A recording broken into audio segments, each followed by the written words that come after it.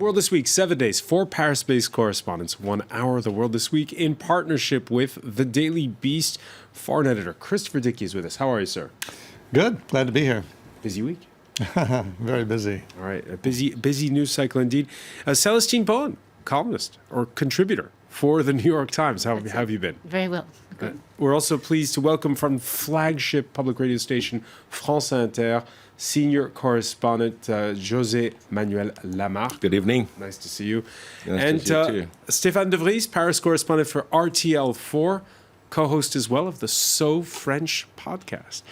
The World This Week on Facebook and Twitter, hashtag World This Week.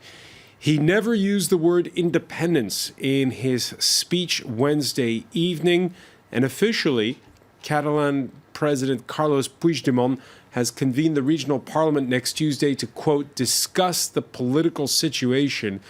But for Madrid, he's hell-bent on independence. The Spanish government calling for a snap election in Catalonia to settle a crisis made worse by images of national police beating up senior citizens as they tried to cast ballots in last Sunday's banned independence referendum. José Manuel Lamarck, did you see all this coming? Yes. Unfortunately, yes. Because the fact is that for many, many years, maybe 100 years, that the Catalans want to be independent. They were occupied by Spain in the 18th century. It has been since a very wealthy and rich province of Spain. At the end of it, they always tried, even during the Republic, to be independent. The problem now with the President Rajoy, the Prime Minister, is that it has always been very difficult for the Spanish to accept two provinces in Spain, the Basque Land and the Catalans, because they don't speak Spanish.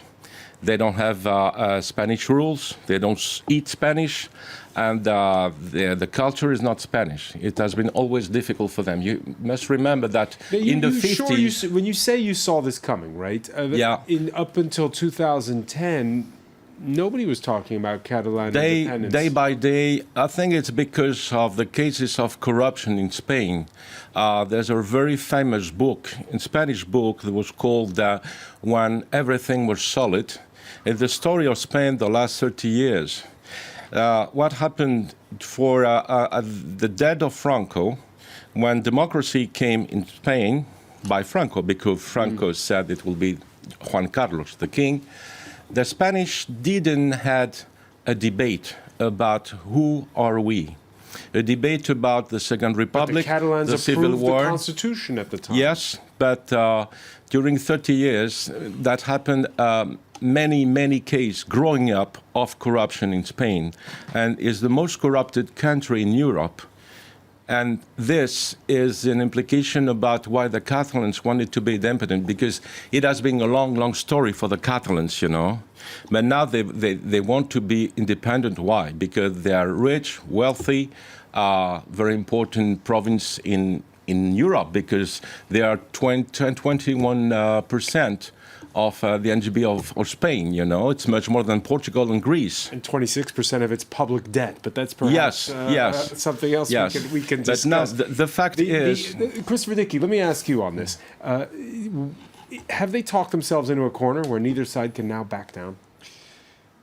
Well, I think both sides will finally back down. It's hard to imagine. First of all, it's really actually hard to imagine Catalan independence. Where does it go? What is an independent Catalonia? It's great to talk about it as long as it's protected by its the cover of Spanish nationality. But once you actually have an independent Catalonia, will businesses want to stay there? Some are already moving out because they want to be in the European Union. They don't want to be in Catalonia. When they impose the language more and more, already they don't want to teach Spanish in the schools. Who the hell speaks Catalan outside of Catalonia? Nobody. What is the idea of Catalan independence aside from rejecting Spain and rejecting the idea of paying taxes to support other parts of Spain? It's not a very strong idea. The idea of independence does go back, as José Manuel was talking about, it does go back about a century. But Catalonia does not have a long history as an independent state, far from it. It is a movement that started to grow somewhat in the 1920s under the Republic, and particularly during the Civil War. Actually, nobody was fighting for Catalan independence. They were fighting against Franco for Spain to be rid of Franco. That was a different issue. So this idea that Catalonia has this long history, some would say back to the 9th century, as an independent entity, is a fabrication. And the politics now are the politics of people who want to make Catalonia independent or want to raise the issue because of their own political ambitions. And they should be careful what they wish for. Their own political ambitions. Stefan de Vries, again, the rest of Europe surprised when they saw those images last weekend. Yeah, they were surprised because since 30 years, Spain has been an example of modern democracy for a lot of European countries. When they joined the European Union in 1986, they made a marvelous development.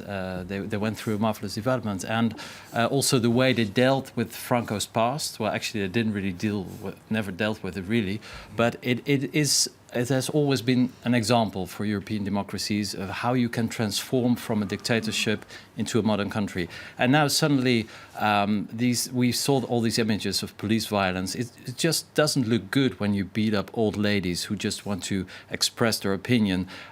Even if the central government of Spain says we're just respecting the law, we're applying the law. Of course, it's a big mess. And I think with Puigdemont and Rajoy, we now have our own European Kim Jong-un and Donald Trump, just two hotheads who are just fighting against each other. They don't want to give in, and I think it's a very worrying situation. I'm not very afraid about the question about what is a nation, because all nations are basically completely artificial. So if Catalonia becomes a nation, it will become just like any other European member state. But that's not the issue here.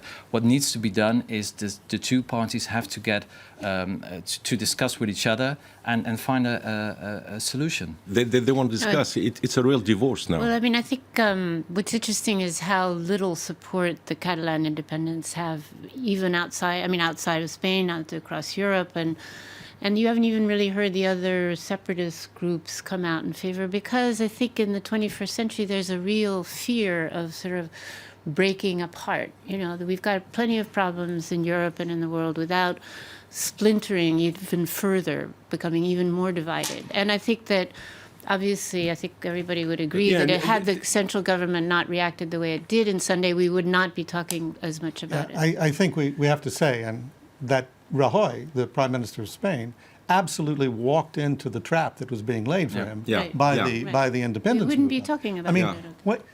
he could have just let the referendum go forward. Yeah, of course. What people don't say and don't talk about enough, I think, is that Rajoy is playing to his base. You know, we talk about the Catalan politicians playing to their base in Catalonia, but Rajoy is playing to his base. A lot of Spaniards don't like the Catalans. They don't like Catalonia. They don't like the independence movement. And he comes from a hardline party, the Partido Popular, that in fact is descended from the Franquista movement, from Franco's movement. Of course, you're right. And it has shown that the Guardia Civil last Sunday was a real Spanish National Police. Yes, it was a real Frankist tradition of police. The fact with Rajoy now, even the constitutional teachers at universities in Spain, they said that the king didn't have to speak. Why was he on TV? Because Rajoy has written his speech. And why he was on TV? Because let's show that segment now then. Yeah, his sister and the husband of his sister are in court. That's why he's blocked. Over a corruption and now scandal. the dream of Puigdemont, next week is to go to jail. Yes. Yeah. And he said that I want to go to jail. But it's it so will romantic to go to jail. I mean, you know, what a better place to... Yeah. José Manuel Lamarck, talking about that standoff, the head of the regional police this Friday questioned in Madrid, part of a sedition probe that's been launched by the Spanish High Court. The regional police called the Mossos de Escuadra. They're accused of failing to enforce the order to prevent last Sunday's vote. That's the scene today in Madrid. of course, there were images like those posted to social media of citizens in Girona last Sunday chanting, "We want to vote," and the Mossos stepping in with some apparent choice words for the national police, graphically showing that this is indeed Spain's worst constitutional crisis since the failed coup of 1981. Back then, King Juan Carlos bravely stood up against the soldiers, uniting a nation. Not the case Tuesday evening when his son gave a rare televised address. They have broken the democratic principles of every rule of law and have undermined the harmony and coexistence of Catalan society. Today, Catalan society is fractured. He had no words for us. If he is the king of all Spaniards, he should have said something. Nothing he said gives us a way out from the protest. Stefan, you're Dutch. You have a king. Well, actually, I feel some sympathy for the Catalans because we kicked the Spanish out in the 16th century rather successfully. So They're still in your national anthem, aren't they? the Spanish king, yeah, but that's marketing. That's just to please. So in order they will never occupy the Netherlands again. But on a more serious note, yeah, there is a monarchy, of course, but it's a constitutional monarchy, just as the case in Spain. But yeah, I think the king made a mistake, absolutely, because he's being used by the prime minister, by Rajoy, and he's not the figure. Well, he should be the figure who's really able to bring the country together. So at least he should have called for a dialogue, and he didn't. And I think it was a dangerous move by the king. We're getting talk of perhaps mediation, either from the Catholic Church or the Swiss. They've been finally speaking to both sides. What are your thoughts on that? I mean, I do think that probably there'll be a point where both sides are looking for a way out. I mean, it can't, being in jail is, as I say, very romantic, but I mean, it doesn't really get you anywhere. No, of course. And, obviously, I'm sure that somewhere in the councils in Madrid, people are saying, whoops, we made a big mistake. We played this really badly. We lost the fight they may win in the constitutional court, but they lost in the streets. So, I think, at the end, there will be, and also, I agree with Chris that in the end, the idea of an independent Catalonia just doesn't sort of work. It's perhaps not. It's, and I think those are some of the issues that are involved. We believe in self-determination. We believe in all these things in other places in the world. But this one just doesn't have a very convincing ring to it. Not to mention, we don't even know whether a majority of Catalan voters, who may not be all Catalan, by the way, would even support it. So, we're on very shaky footing. Yeah, one of the pathways that's being discussed to get out of it is some kind of new elections that are sanctioned by the central government. Both in Catalonia, perhaps, and in Madrid. And in Madrid. But of course, Rajoy doesn't really want that because Rajoy's got a very weak government. It took him forever to put this government together. So, he's grandstanding and trying to be the tough guy and speak to those kinds of Spaniards who really want a hard line on Catalonia. I'm not sure that'll pay off for him. And maybe it is a good idea to have nationwide elections in Spain. And maybe change the government. José Manuel Lamarck, more than changing the government, the opposition socialists are suggesting having a federal Spain. Is that possible? Is that doable? I don't think it could be possible. I think that the socialists in Spain are like the conservative, the PP. They got the same problems of corruption, all Spain. A thing which is very important, during 2 weeks, we didn't have any kind of word about the church. Madrid or Barcelona, the bishops. Not a word. And normally the Spanish church is a church which speaks about everything. And it talks about everything and gives news about everything, And now it's totally silent. What's happening in the church, even Madrid or Barcelona? What's your explanation? I think the church in Madrid is very pleased to see that Spain is coming back to the Franco's time, of course, and the church in Barcelona doesn't know what to do, and at least for an agreement to find someone who could speak to the two parts, that could be possible to have the So you bishop. count more on the Swiss than on the Catholic churches, from what I'm getting. Swiss, or I think about the bishop of La Seu d'Urgell, which is who is the co-prince of Andorra. Huh.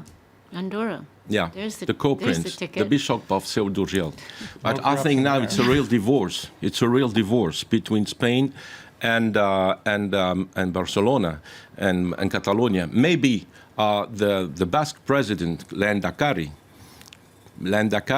who went to Brussels to ask Brussels to come to Spain to have some speeches and some talks.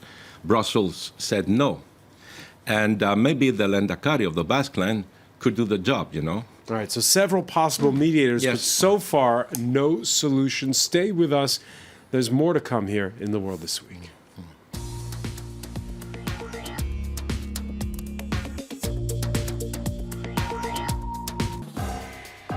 Reporters, presented by Mark Owen. Reporters returns to Mosul 3 months after its liberation by Iraqi forces. 9 months of heavy fighting has left Iraq's second city massively damaged. The old town remains dangerous and out of bounds, but in western Mosul, life is gradually returning to normal, despite the absence of electricity and running water and the presence of mines. Our reporters meet those who have chosen to return home, despite the difficulties. Reporters on France 24 and France24.com. Down to Earth, presented by Merit Dundas. The Arctic is going to be exploited, and the scale of this exploitation will only grow. We have a beautiful planet, we need to protect it, and we can use space exploration to better understand it. Now we've moved from, is that real, to what do we do about it? Join us on Down to Earth as we explore the incredibly complex relationship between humans and our planet. We're here to ask the difficult questions and find answers that may just surprise you. Down to Earth on France 24 and France24.com. Welcome back. Before we resume the world this week, here's a reminder of the stories we're following for you here on France 24. The Nobel Peace Prize goes to a coalition of anti-nuclear campaigners. The international campaign to abolish nuclear weapons rewarded at a time of fears over North Korea and Iran. The Paris prosecutor hands up 3 arraignments in the case of gas canisters placed in the lobby of a posh Paris apartment building. No word yet on possible accomplices in what is a suspected foiled jihadist attack. Turkey threatening to close its airspace at its southern border as it ramps up pressure on Iraqi Kurdistan in the wake of the recent independence referendum there. And in the wake of the Las Vegas mass shooting, the powerful gun lobby in the United States agrees there should be a curb on devices that turn weapons into automatic rifles.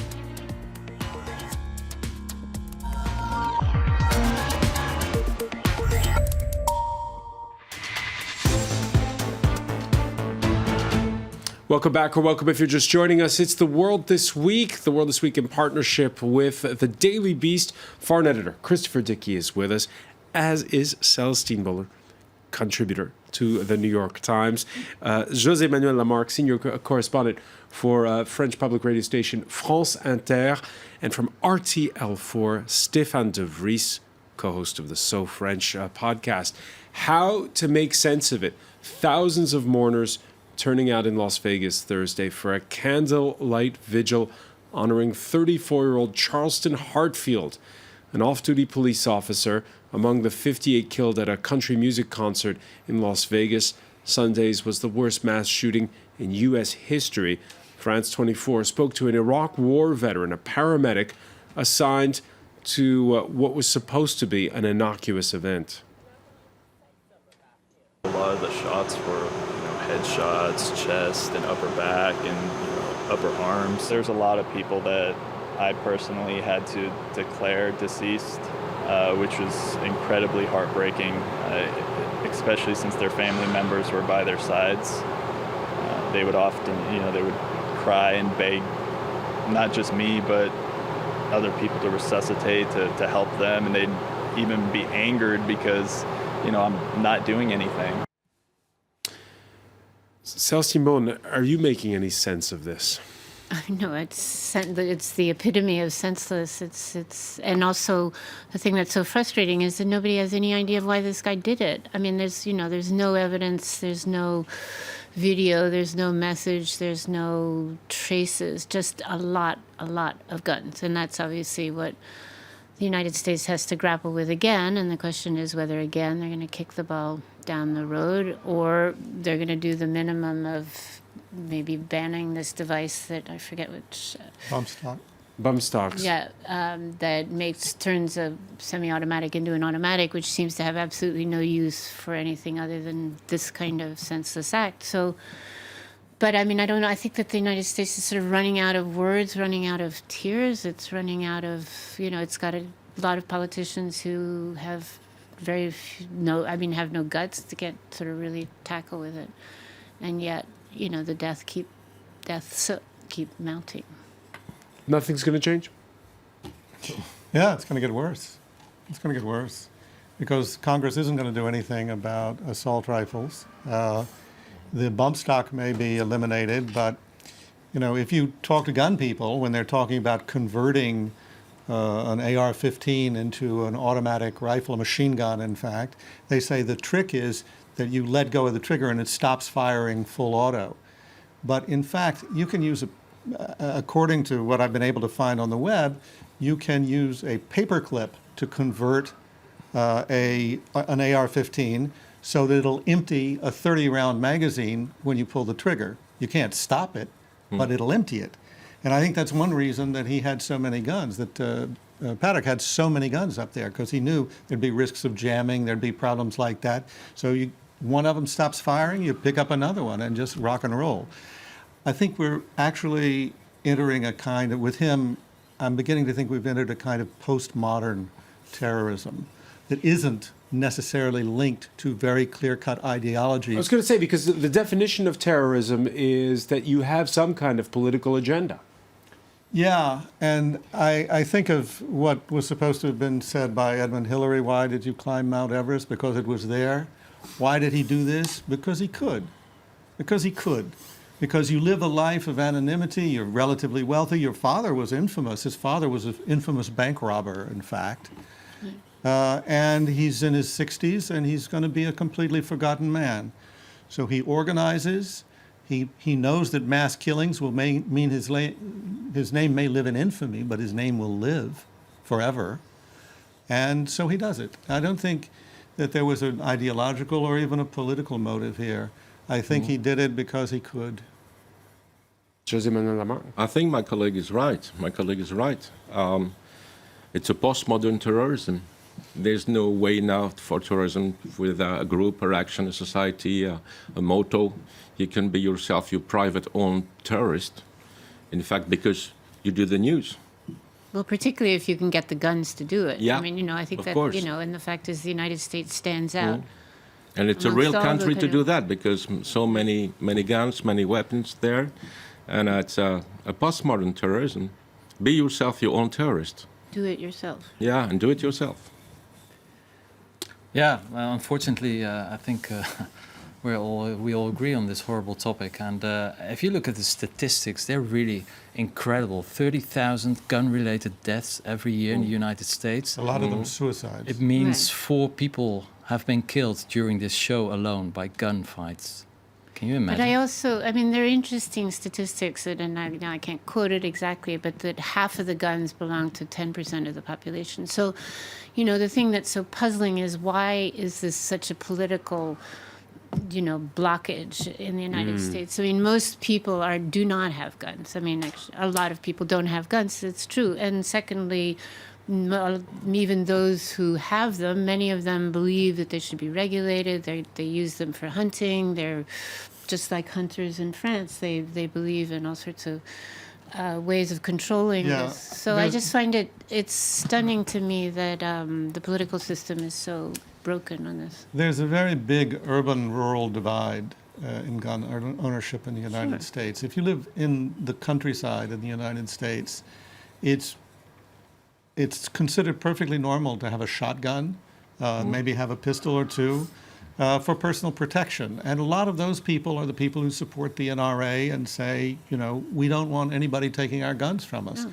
Not least because the police are not going to arrive for 30 or 40 minutes at the best when you call them. But that's a small part of the population. I mean, well, the majority of the population lives in cities, and a lot of those cities have very strict gun laws. Look at New York City. But the people who back the NRA are people outside the cities. The U.S. President in Las Vegas on Wednesday, where he stayed on script, comforting victims, supporting first responders. The previous day, well, he was in Puerto Rico, where he needled local officials over their criticism of Washington and its handling of disaster relief after Hurricane Maria, sent the bond market crashing with an off-the-cuff remark about debt write-offs for the bankrupt island. And, well, more, as you could see. Celestine, your thoughts on that free-throw distribution of aid we just saw there? Well, I mean, it's just, you know, Trump out of control again. I mean, you know, sort of doing whatever pops into his head. It's not, I don't think it's thought out. People take it in stride. Well, we're getting used to it, unfortunately. Are they getting used to this? White House reporters suddenly summoned Thursday evening to the Grand State Dining Room, where the president was in the company of his military leaders and their wives. Do you guys know what this represents? Tell us, sir. I don't know, maybe it's the calm before the storm. What's the storm? Could be the calm before the storm. What storm, Mr. President? You'll find out. Give us a hint of your answers. Thank you, everybody. What is the calm before the storm? What's the storm? Well, it would have been nice if he would have talked about the storm before the calm, because he never talked really about the Irma and all the other hurricanes. Maria, etc. So, but I'm afraid he was not referring to that issue. Well, I would say Korea, North Korea. Yeah, you know? Of course. Or Iran, no? I don't think he knows. I don't think there's going to be. I don't think he's predicting a storm. I think he's. Look, he's a showman. He is a P.T. Barnum. Exactly. He's a showman who wants to keep people interested. It's like, what the more important line is, you'll find out. Stay tuned. Listen to me. Hang on my every word. Yeah. That's right. That's what's important As the world to him. turns, Not the significance of the actual words, but that they'll keep you tuning in to Donald Trump and his tweets and his remarks, even when they make no sense. So when he goes to Puerto Rico, he's a clown, he's a fool, he's a prickly, I won't use the word, but he still draws enormous attention. And the next day, he goes to Las Vegas, he's a statesman, makes speeches, spends lots of time with the wounded people, thanks them graciously, thanks the person who was cleaning up the blood in the clinic. You know, he alternates, keeps you off your feet, and keeps you interested, which is all he wants. That's what he wants is ratings, and all this gives it to him. The Nobel Peace Prize awarded this Friday to a group campaigning against nuclear weapons. How apropos is it when we look at those remarks? Apropos. I think it's very interesting because most of people don't know this group. It has been a very silent group, very wise, and now I think that all the world will discover that there exists a group against nuclear weapons. That's the first point. And I think that's very, very good because they decided to give this Nobel Prize to some people don't appear and don't stay tuned like Trump, you know. We're serious. But they work. Right. Now, while some guess the U.S. president's next move, others are moving on. It was the week the Turkish president traveled to Tehran, Turkey, a rival of Iran when it comes to Syria. Both leaders, however, agreeing on denouncing Iraqi Kurdistan's moves towards independence. And in a week that's also seen the fall of Hawija, one of the last ISIS-held towns in Iraq, which was liberated by a coalition of mostly Shias and Kurds. There was also the King of Saudi Arabia paying a surprise visit to the Kremlin. Well, not such a surprise. It hadn't been planned, but not with this kind of pomp. Shoring up a sluggish price of oil was surely top of the agenda. But there were also memorandums of understanding signed, most notably on a Saudi purchase of Russian air defense systems and with Russia's state nuclear agency Rosatom for the development of Riyadh's civilian nuclear program. Celestine Bowen, Moscow the place to go these days? I mean, I think it's interesting. It's like the Erdogan visit to Tehran. Everybody, I mean, these pieces on the chessboard are in play. And there is no, you see headlines and it's Moscow makes deal with Saudi Arabia, pushes U.S. out. No, I mean, Saudi Arabia still needs the United States. It's going to play Moscow against the United States. Equally, Erdogan is not, is on opposite sides of the Syrian situation from Iran. They're not even committed to closing the border to the independent Kurdistan because everybody has their own interest, economic and everything. And it's just, everybody is just sort of in a kind of a pattern of minuet, I would say, almost. And having said that, it's very impressive when the Saudi king arrives with 1,500 people and a golden escalator. I mean, the images are pretty, and it was malfunctioning. But I mean, there's a lot of pomp that goes with this, and it gets a lot of headlines. And obviously, the biggest deal between Moscow and Saudi Arabia is about oil. I mean, at the end of the day. And King Salman goes to Moscow, whereas Donald Trump's first trip was to Riyadh. And I think that basically the Saudis believe, with some reason, that they can buy the friendship and cooperation of these major powers. And the fact is, Russia is a lot more vulnerable than the United States. Maybe Donald Trump is vulnerable to the blandishments of the gold-plated Saudi reception. How is Russia more vulnerable? Its economy sucks. It's in terrible shape. No, and it's The oil is just one part of the problem. It's the target of massive sanctions that are going to get worse, notwithstanding the fact that Trump is president. And it doesn't really have that many outlets for. But so therefore, they're very appreciative when the Saudis come calling because it makes them look. And now many people visit Putin because Putin is a man who doesn't say a word all the time, getting silent. But Putin prepared this in Astana some months ago about the war in Syria with Iran, with Turkey. He prepared everything. And now some people now would like to visit Putin because they know that it will be a real problem for them to visit Trump, But I think, you visit Putin and you send a message to Trump. I mean, it's not just to be nice to Putin. That's what I'm saying. It's sort of a game of. I wonder what King Salman is going to give Putin for his 65th birthday, which is tomorrow. Maybe another golden escalator. Yeah. I think the difference between Trump and Putin, that Putin never says a word, getting silent in his office at the Kremlin. And that's a real power. Yeah. We talked about the Nobel Peace Prize in an era where we're glued to our screens and we're losing sleep. How about taking a look at the Nobel Medicine Prize for this year? 3 U.S. scientists getting the nod, rewarded for their decades of work on chronobiology. That's the study of biological clocks. It's now a growing field that studies the role of specific genes in keeping animal bodies in step with light and darkness. So let's see, where do I begin here? I guess I'll begin with the fact that the phone call at 5:10 this morning destroyed my circadian rhythms by waking me up.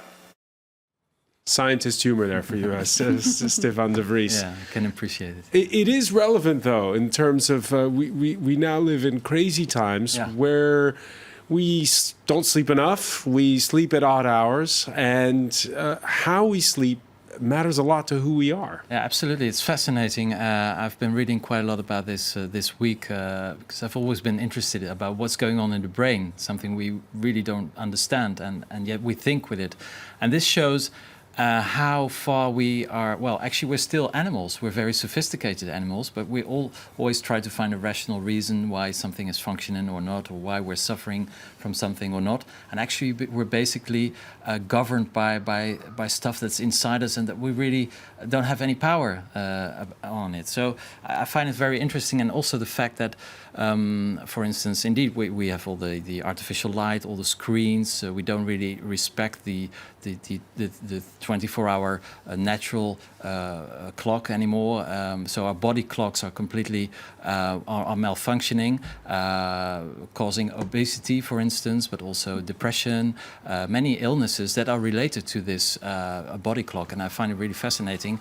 And it's also something we don't seem to accept, the fact that we are governed by something that we don't really comprehend. For instance, it has been known for quite a while now that adolescents, they are basically sleeping until 11 o'clock. So they may be awake, but their body is sleeping and their brains are sleeping. So you should start high school much later in the day. But it's not socially accepted, because those kids have to get up at 8 o'clock, and basically they're worthless. So I find it fascinating and really, interesting. Is humanity going to adapt to this change that we have? We don't really know yet what effects screens have on us. They've only been around.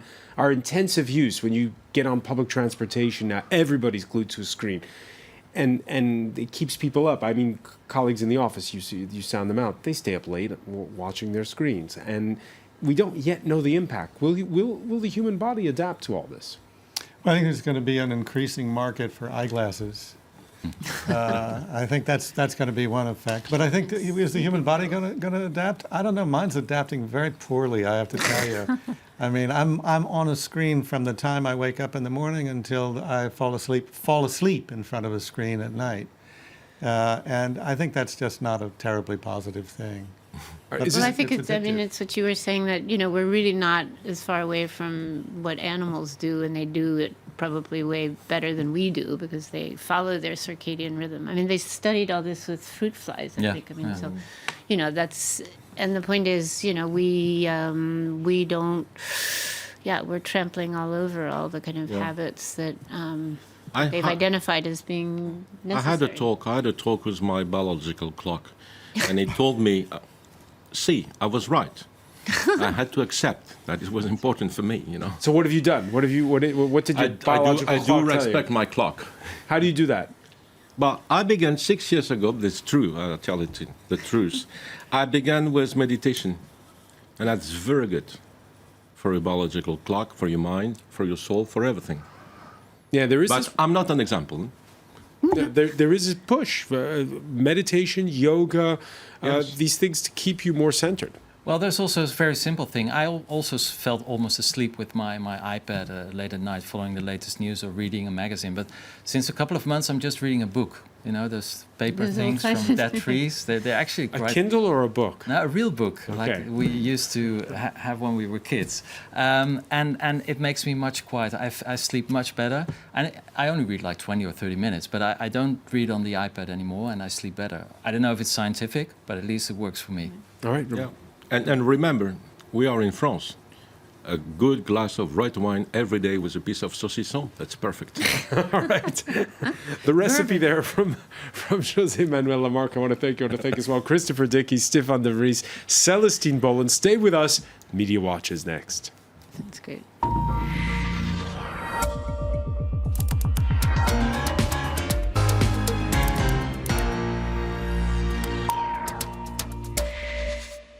And we say hello to Emma James. Hi there. We were talking about the relevancy of the Nobel Peace Prize going to those anti-nuclear campaigners. Yes, absolutely. It is always the same question, isn't it? Whenever that Peace Prize is handed out, does the person really deserve to get it? And certainly a lot of people feel this was the right call to make at this moment in time. Of course, the winner was an international campaign to abolish nuclear weapons, their main aim being to get rid of the 15,000 nuclear weapons that exist in the world. Now, in their statement on Facebook, the official statement, when they said thank you so much for the honour of getting this award. They didn't make any mention of Donald Trump in that. However, the executive director of the group, Beatrice Fien, didn't hold back when she was talking to reporters at all. And what she including said to us. Yes, the election of President Donald Trump has made a lot of people feel very uncomfortable with the fact that he alone can authorise the use of nuclear weapons. Now, she did go on to add that there aren't any right hands for nuclear weapons, I should say, but she does single him out in particular.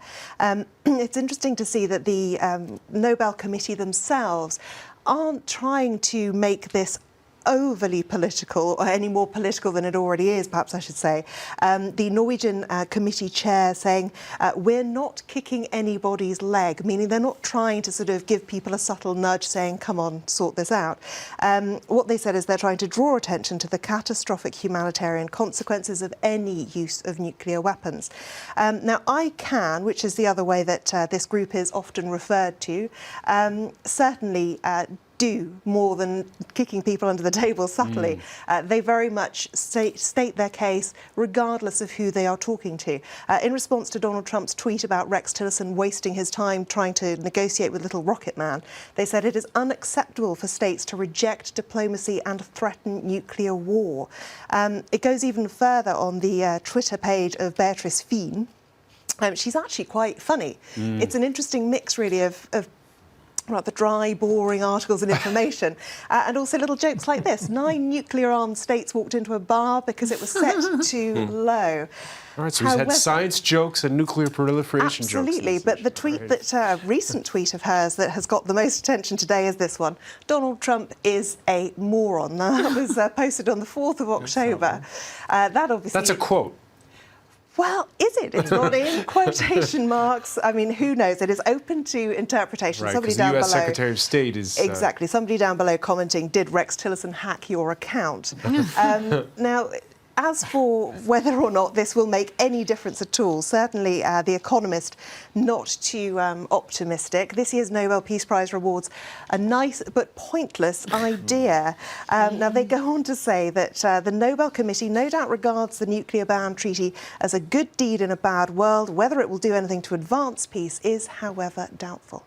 We recently had the death in Russia of this Soviet civil servant who prevented a nuclear war. I saw that. I mean, I actually never heard of it. In the 1980s, I didn't know about it, but there was an order to fire the weapon. And because the satellites or whatever that had been scrambled, and they thought that there was an attack underway, and there was one signal and then a second signal, which made everybody think, oh my God, this is it, we've got to go for the button. And he said, no, I think it's a mistake. And he was finally recognized for doing it, but and he said he was a civilian, and all the other colleagues around him were military, and he thinks they would have pressed the button. Yeah.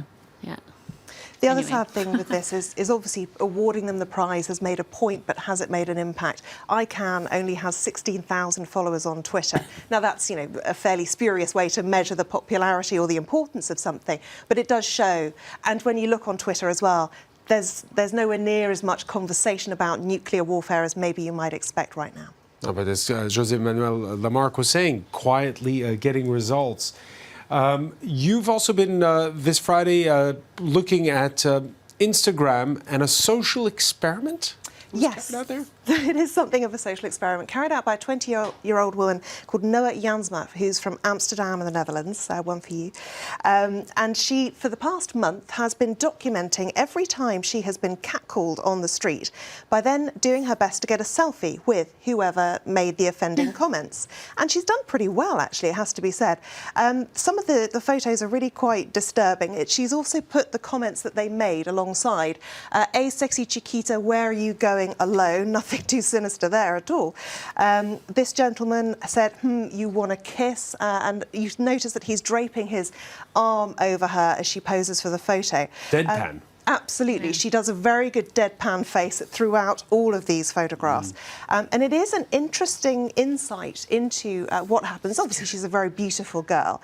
But I think one of the most interesting things, Bustle talks about the fact that the images are chilling, but it's the comments that they've got on Instagram that really are quite disturbing. Some of them, I mean, there are some that I cannot repeat at all, and they amount to physical threats. But this one's typical.